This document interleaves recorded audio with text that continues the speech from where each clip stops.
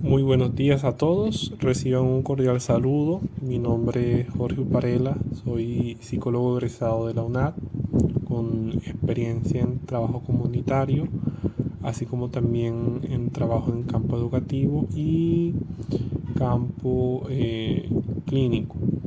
Hoy quiero compartir con ustedes el taller sobre la atención integral de las víctimas de violencia sexual, o también conocido como el protocolo del código fucsia, basado en la resolución 000-459 de 2012.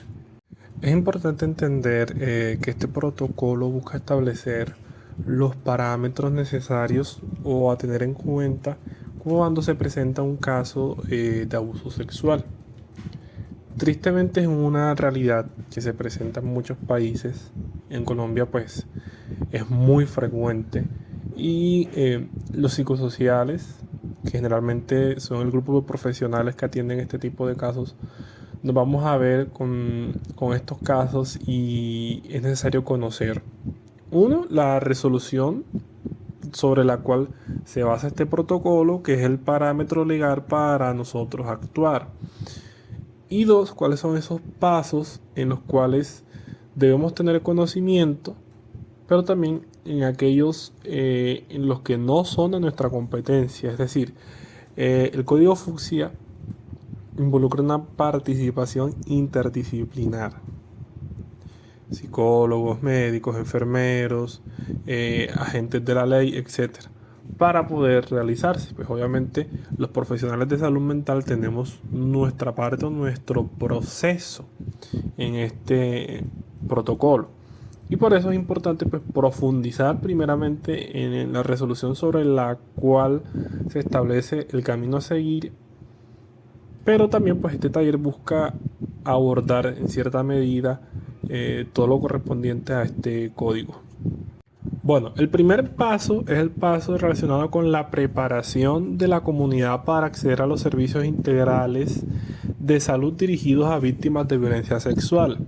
Es decir, es dar a conocer con las comunidades con las que se trabaja o los grupos con los que se están trabajando cuáles son las rutas de atención para acceder a estos servicios de salud en caso de que exista violencia sexual, ¿sí?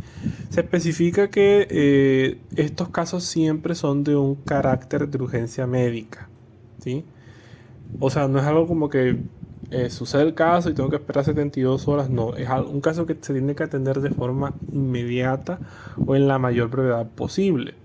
Recordar que la gratuidad que tiene la atención integral en salud se establece en cualquier, digamos, establecimiento. Es decir, una persona que ha sido víctima de violencia sexual tiene total gratuidad a lo largo de todo el país, como lo establece la resolución, para acceder a estos servicios.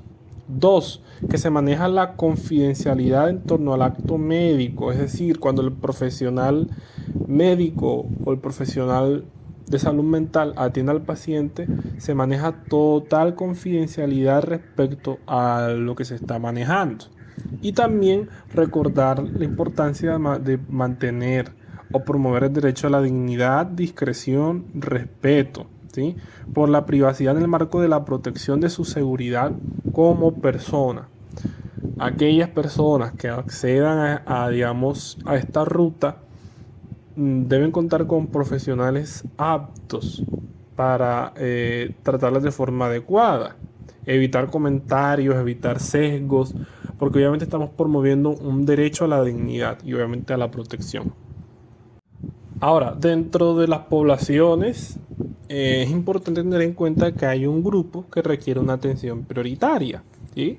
Es decir, que entre la población en la que se puede presentar un caso de violencia sexual, pues hay poblaciones a las que hay que atender primero. ¿Cuáles son? Por ejemplo, mujeres y adolescentes usuarios del servicio de salud sexual y reproductiva, personas usuarias del programa de atención integral en enfermedad de transmisión sexual, VIH-Sida, usuarios de los servicios y programas de atención integral a niños, niñas y adolescentes, que son más que todos los que maneja ICBF, población de niños y niñas y adolescentes escolarizados y no escolarizados, usuarios de los servicios y programas de salud mental y psiquiatría, y cualquier persona en situación de desplazamiento, retorno o que habite en zonas afectadas por el conflicto armado, que sean usuarios generales de cualquier servicio de salud. Es decir, a este grupo poblacional es al que se le debe atender con mayor prioridad cuando se presente uno de estos casos de violencia sexual.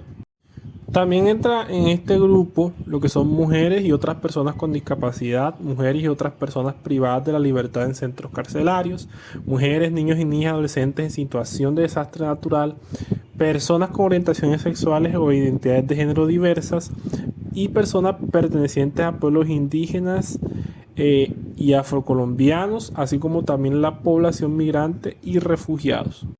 Ya por parte de las entidades de salud, CAPS, IPS, etcétera, es importante verificar que se cuenten con las condiciones mínimas y que sean necesarias para brindar una atención integral a personas de víctimas de violencia sexual del sector salud. ¿Cuáles son estos mínimos que se deben, tener? Uno, contar con los profesionales en las áreas requeridas, que generalmente son médicos, enfermeros, psicólogos, psiquiatras, también aquellos que manejan la gestión administrativa, pues, que van a mantener todo este proceso.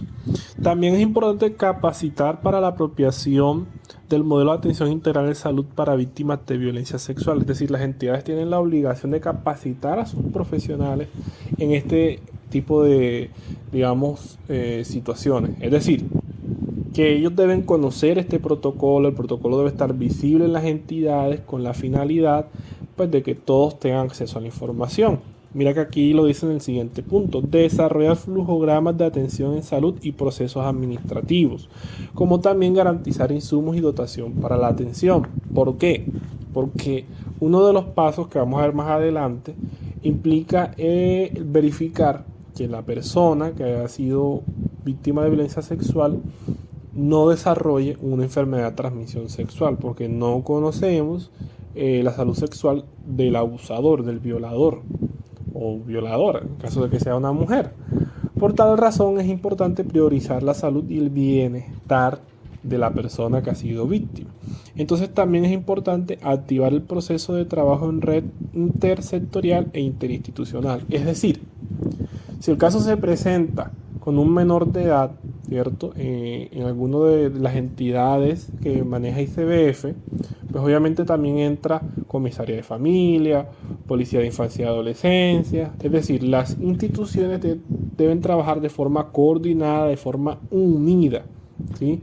Deben haber las respectivas articulaciones para que el proceso sea adecuado, porque de nada sirve que a la persona se la atienda solamente en salud, pero no se realiza el respectivo proceso legal para judicializar a la persona que haya cometido el abuso.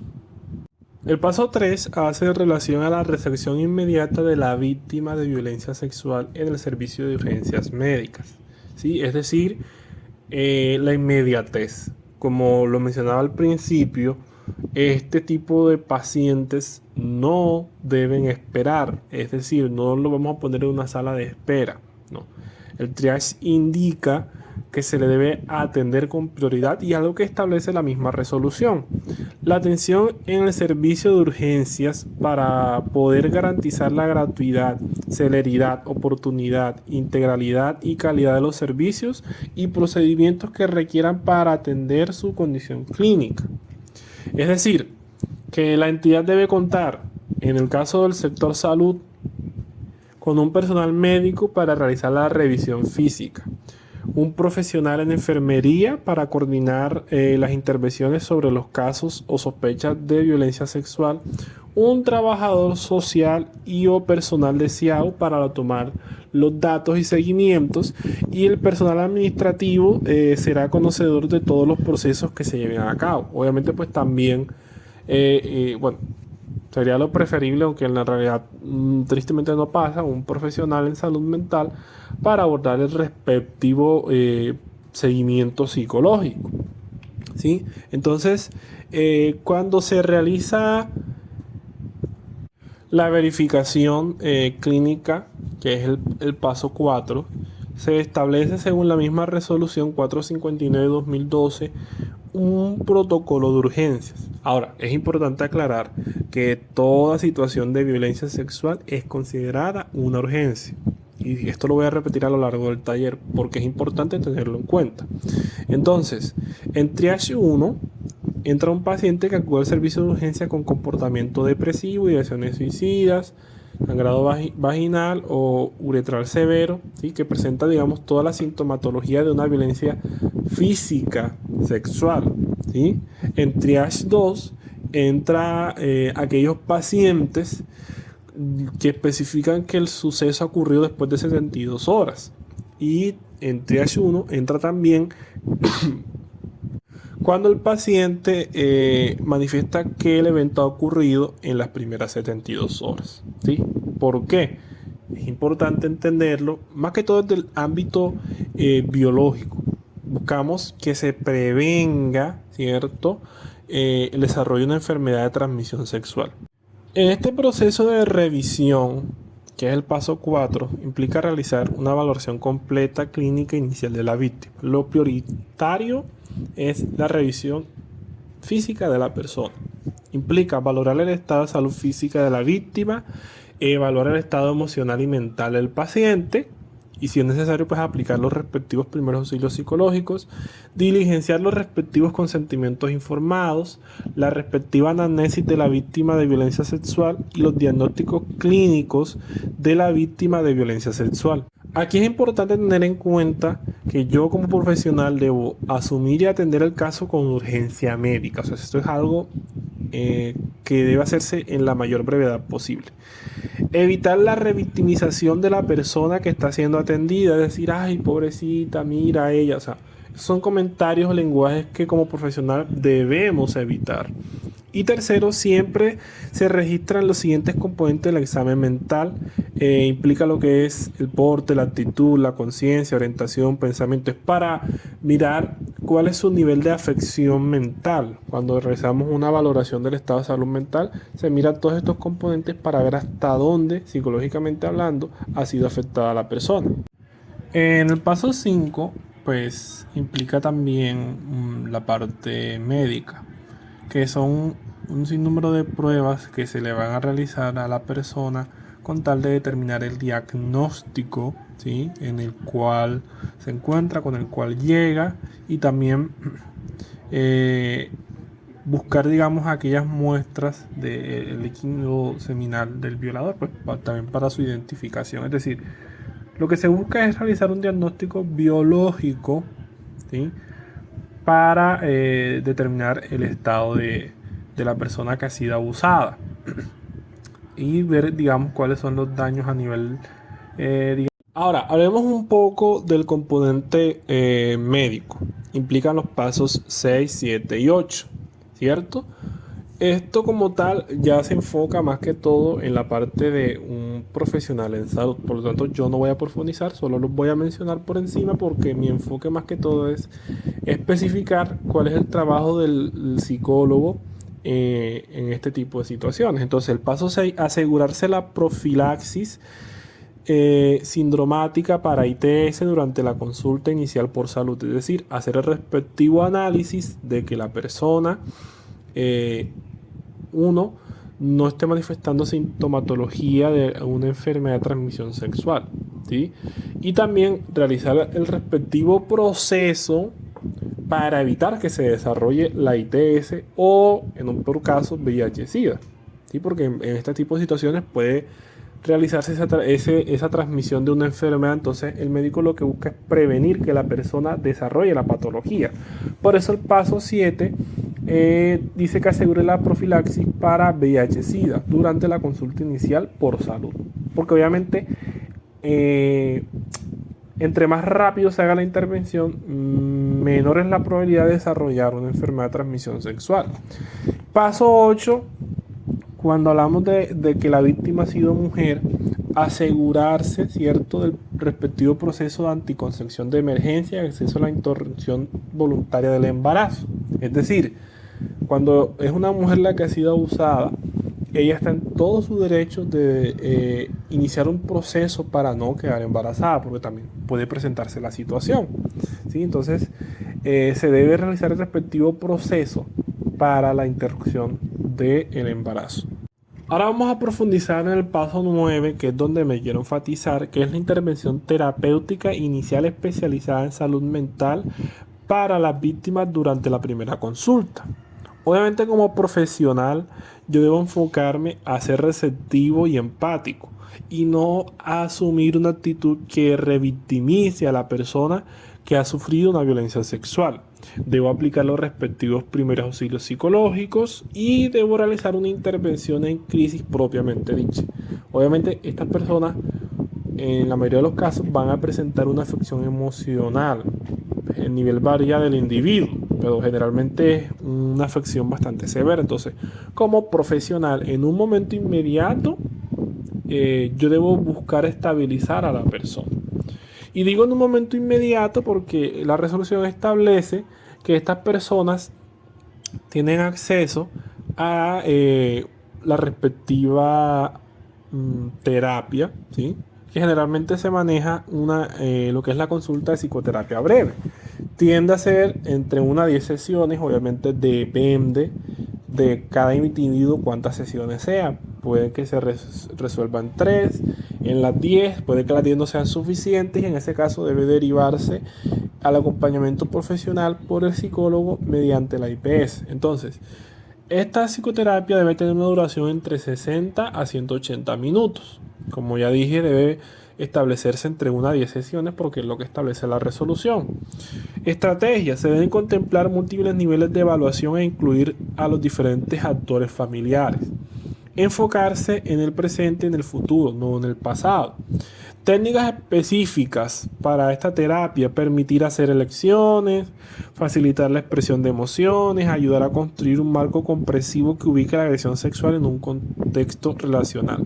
Formato: psicoterapia breve en solución de problemas de tipo individual o enfocado en la víctima, ¿sí? Es decir, esto que les estoy diciendo es algo muy resumido. La resolución especifica con mayor profundidad lo que hace el profesional, pero a grosso modo es, digamos, el trabajo del psicosocial o del psicólogo en este respectivo proceso.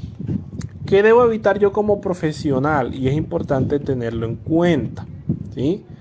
No se debe, digamos, usar un lenguaje o un comportamiento que, ¿cómo lo diga? Afecte de forma negativa al paciente. Entonces, no se debe decir frases como decir lo entiendo perfectamente o me imagino por lo que está pasando, porque no. O sea, es muy probable que uno como profesional no esté pasando por esa situación o no haya pasado. Pensar por adelantado en lo que va a decir la intervención o aplicar rígidamente programas preestablecidos. Nosotros debemos mostrar flexibilidad al momento de intervenir para que el proceso terapéutico sea efectivo. Fingir que se ha comprendido cuando no es así. Debemos ser empáticos, pero debe ser algo genuino. Y aconsejar con frases como creo que deberías o cómo es que no, o intentar tranquilizar forzadamente o forzosamente. Como profesional, yo obviamente debo ser objetivo y tener cuidado con las afirmaciones que hago y la intervención que realizo en todo el proceso. El paso 10 es más que todo el componente médico, que es donde el médico debe establecer, digamos, de forma urgente, ¿sí? La programación para atender o realizar los respectivos seguimientos a esta víctima de violencia sexual, ¿cierto? E informar sobre su importancia a la persona, a su familia, cuando sea el caso. Es decir, después de darle la atención prioritaria, el profesional en salud sencillamente debe establecer el cronograma para intervenir o para, digamos, ir vigilando la evolución del paciente. No es solamente, bueno, yo hago mi valoración, hago mi informe y fuera, no.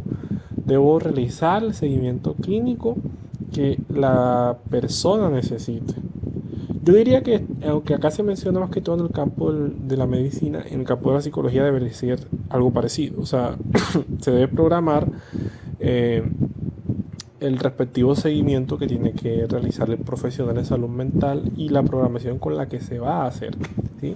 Después, obviamente, de realizar la primera sesión de intervención. El paso 11 es más que todo el siguiente después al proceso de intervención, es derivar hacia otros profesionales de salud requeridos para asegurar la atención integral de las víctimas de violencia sexual.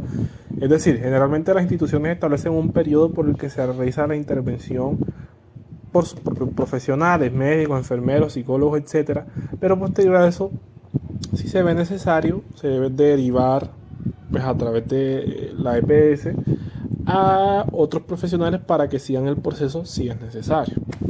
Entonces, profesionales como profesionales sanitarios o de las ciencias sociales debidamente entrenados en atención de víctimas de violencia sexual. Profesionales sanitarios debidamente entrenados para efectuar consejería pre y post test de VIH-Sida. Profesionales especializados en salud mental, psiquiatras y psicólogos o psicólogas clínicos expertos en psicoterapia breve con víctimas de violencia sexual. Otros médicos y especialistas que requieran para la atención integral de las lesiones o condiciones clínicas que sean documentadas. Este tipo de profesionales obviamente deben tener experticia y, digamos, experiencia, así como los respectivos estudios para atender este tipo de poblaciones. No se le puede dejar a personas que no tienen experiencia.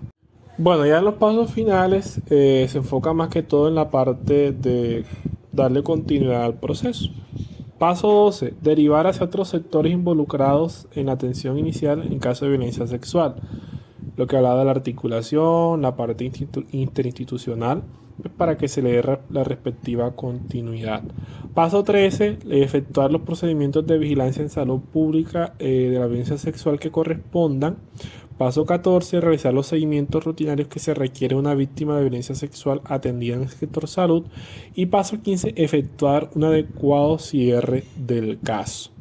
Pues ya viene siendo como esos pasos finales que van a variar mucho, digamos, de institución a institución, ¿sí? Es decir, en algunas, pues, estos pasos pues, ya lo realizan otros profesionales, otras entidades. En otras, pues sí se realiza todo el respectivo acompañamiento.